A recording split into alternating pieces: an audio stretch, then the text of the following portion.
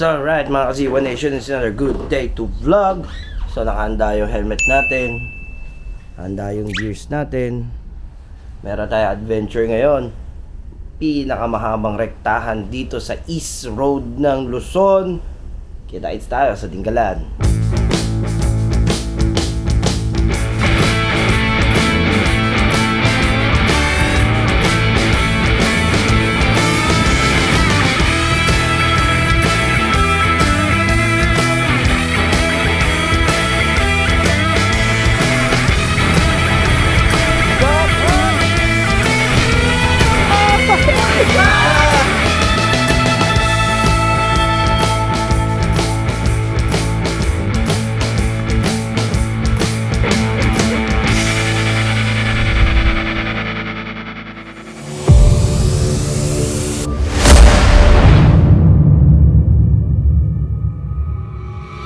Finally, we're back on the road. Nakapag-charity na uli tayo. Na-miss namin to dahil taon-taon na namin talaga ginagawa to sa Explorer Riders Club. At taon-taon na rin namin talagang kalbaryo tong kalsada ng MacArthur dahil sa mga truck. Ngayon na lang uli ako nagdaan ng MacArthur Fort para sa long ride. Nakakamiss. Nakakamiss, no? So magmula kasi nabuksan yung 01 Moto 5 years ago. 2 years of that was spent sa paglo-long ride namin dito ng aming grupo. Ngayon 3 years tayo nakakulong, so 3 years din kami walang charity. So finally nakapagluwag na uli. Masayang masaya kami at nagagawa na uli namin to. Pero ito pa rin yung kalbaryo. Standard na yan dito sa bayan ng Lubacan. Mananagot kayo. Talagang nakakatakot. So yun, dito na tayo ngayon, Talavera.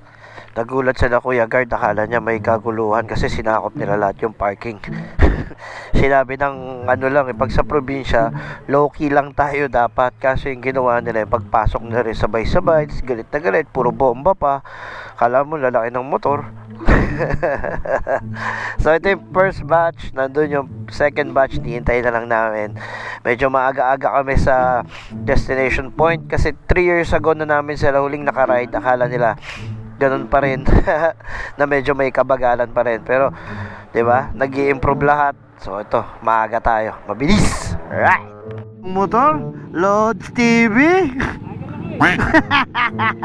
So ito na yung venue namin na pagcha-charity yan. Yeah, man. Nakakatuwa no, na nagagawa na uli namin tong mga ganitong bagay. Amazing. So right mga Kaziwa Nation, no, aagising lang namin. Natulog kami sa mga classroom. May mga classroom dito. Maaga kasi kami dumating. So ito na sila. Ito na sila. So ito yung mga pinag-ambag-ambagan ng grupo na mga school supplies para sa mga bata. Yan. So ito yung pangalan ng grupo ko.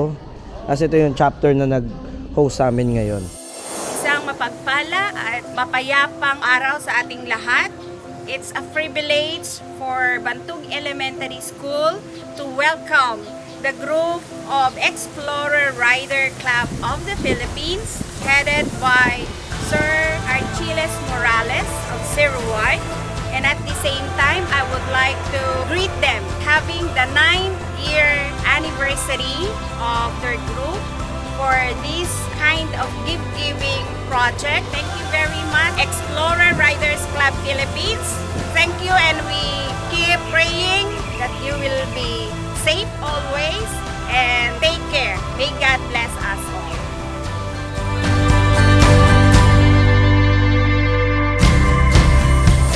Hi, this is Papa P of Explorer Riders Club Philippines. Ako nga pala ang National President. Andito tayo ngayon sa Bantug Elementary School.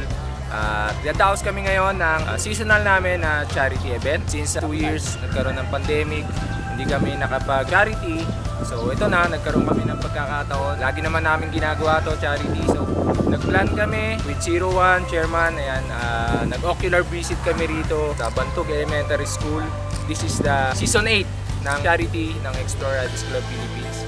Ayan, kasama ko siyempre ang mga iba't ibang chapters ng Explorer. Nandiyan ang Nueva Ecija, Isabela, from NCR, Laguna, Cavite, yan. At marami pang iba. Bataan, maraming chapter si Explore Riders Club Philippines nationwide. North Luzon, South Luzon, meron tayong chapter. So, lahat ng Explore Riders Club chapters, nagdadaos sila ng charity. Hindi lang kami rito sa Luzon and North Luzon. So, yan, tinano namin to. Nagkaisang muli ang Explore Riders Club Philippines. Kasama ang 01 Army. Ayan, nandyan. Siyempre, salamat sa lahat na nakipag-cooperate. God bless sa lahat. Thank you very much. Siyempre, happy 9th year anniversary Explorer Riders Club Philippines. Ayan, naway marami pang anniversary dumating sa atin. Mabuhay, XRCP! Thank you very much, Explorer Riders Club Philippines! Happy 9th anniversary! Mabuhay! Yearly ginagawa na talaga namin to, but with the pandemic alos 3 years namin hindi nagawa to. So finally nakakatuwa na pwede na uli namin gawin. At isa sa reason kung ba't namin to ginagawa rin is syempre para makapag-banding din kami, kasi ang susunod natin pupuntahan, swimming tayo ng Tinggalan. Swimming na kami! Hindi ko alam anong meron, pero ang sarap sa pakiramdam ng tumulong.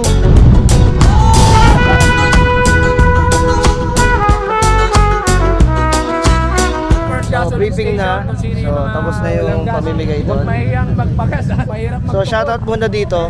Ginawa nyo ako endorser biglaan. So, yan, Tinggalan. Mga nyo lang tayo. Daming sasakyan! Good morning! Tapos na tayong mamigay! Mag-swimming na kami! Diba, gamit na gamit yung Motowolf cellphone holder natin dito sa Vespa. Napaka-convenient ng lalagyan. So, traffic!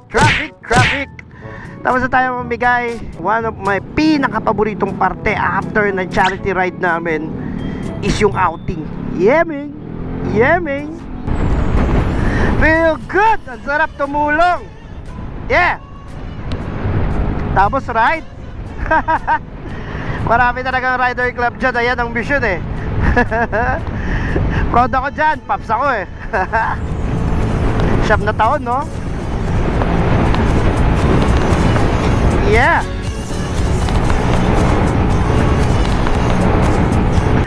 So this is my first long ride with the army also. Sobrang enjoy, solid. Ngayon nagbalik tayo, naka-Vespa nga lang tayo. Sobrang na-enjoy ko yung biyahe. Yeah! Hindi ko alam anong meron, pero ang sarap sa pakiramdam ng tumulong. Lalo na pag yung grupong tinayo mong gumawa. So kwento ko na lang din mga Kasiwa Nation, no? XRCP, yan po yung grupo ko para sa loob ng 9 na taon na siya inaitayo. At isa po ako sa nagtatag ng grupo na ito. Mayroon kami iba-ibang chapter sa buong Pilipinas. Kaya shoutout sa inyo sa mga nanonood dyan. At lagi ko sinasabi sa inyo, mga ka-elite ko ng XRCP, na wala si 01 Moto kung wala kayo. Kasi kayo ang unang naging supporters ko. Diba? Maraming salamat sa inyo. At so happy na nagagawa pa rin natin to. Even though it's pandemic, nangyari, nakakatuwa kasi alam natin, 3 taon natin, 7 hinintay. Woo! Yeah!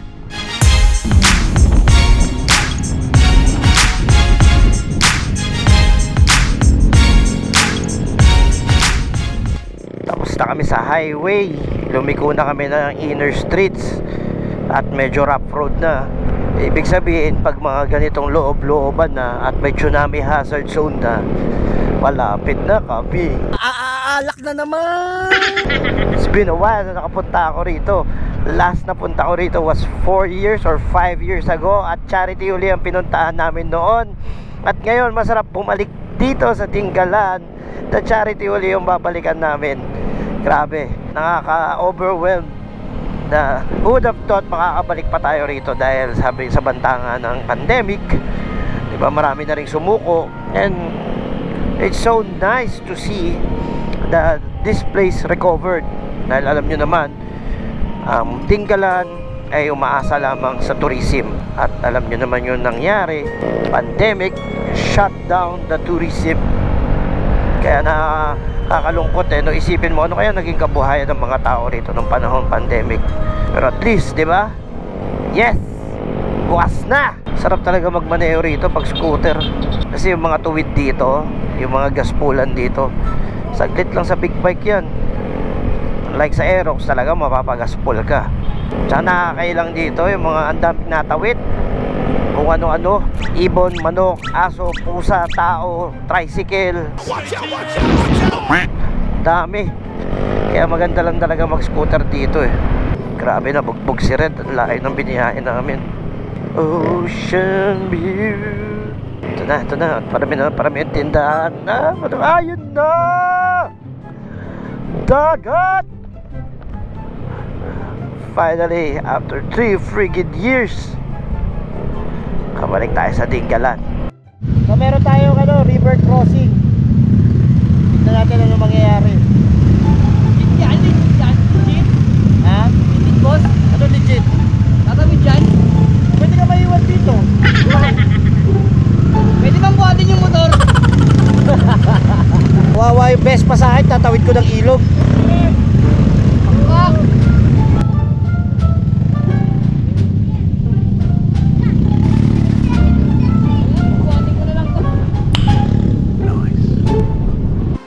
Anak, itabi mo. Ako na. Uy, bagsak! Hindi asawa mo!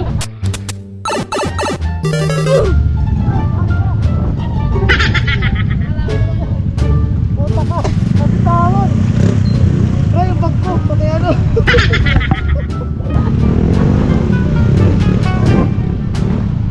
So alright mga Kasiwa Nation, no? Tapos na tayo doon sa charity, tapos na sa biyahe.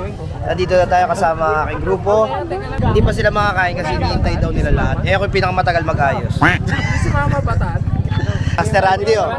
Sa mga tropa natin dyan sa Luzon, Visayas, ito si Master Randy po. Magtataka kayo, di ba? Ayun, yung bandido.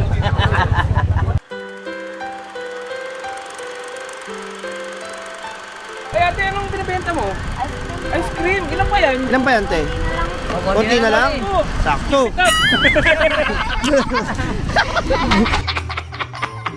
Hindi nga, te, ilan na lang yan? Ilan na lang yan, te? Ilan na lang? Para makauwi ka na. Ayan, kunin nyo na. Ito mo. Para makauwi na si ate. Wow! Sana all. Magkano po lahat yung test libre na yun? Lumig bayad pala. Ang babayad pala nila dito. Sige, teka lang. Alalahanin mo, di pa dumarating yung wallet mo. Kaya nga, kayong mag-alala, hindi ako. Uy, kakain ba kayo? Ayaw nyo kumain? What? Dami pa po. Bakit ang tanong? Kakain ba kayo? Ayaw nyo kumain, di ba? Sige. Tulong-tulong para sa pagsulong. Ano, army kayo? Mama mo army. Tulong-tulong sa pagsulong. Uy, bagsak! Teka lang. Hindi siya hindi. Nag-aagaw buhay siya kanina nung binuhat niya. Nag-aagaw buhay na siya kanina. Nananahimik yung troso dun eh. Uy! Okay ka lang. Mo nag-aagaw buhay ka. Oh! Basic. Sa mga riders, number 1 talaga tong hammock kasi sobrang, kahit sa may tali, pwede ka na mag-squat bigla. Oh. Titestingin namin tong hammock na to. Dati kasi yung hammock na nabili ko, isang sakay ko lang nabutas eh. Peki kasi. Ngayon, inaayos ni Nicolente kasi i-extreme test namin ito.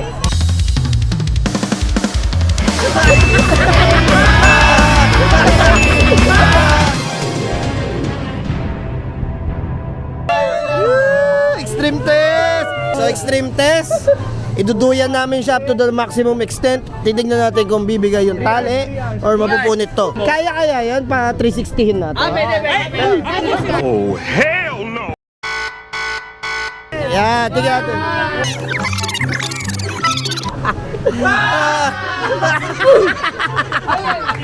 Matibay. Isa pa.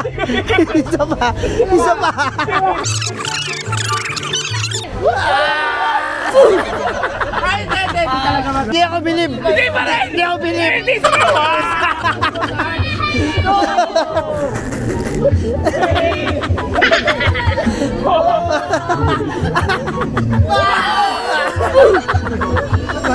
Boss, tanongin natin yung endorser ng gahi. Kamusta ka naman dyan? Okay ka naman. Okay. Tela, tibay. Oh. Ay, baka naman. Baka naman. 500 kilos. 500 kilos? Ay ba? Ako hindi ako naniniwala.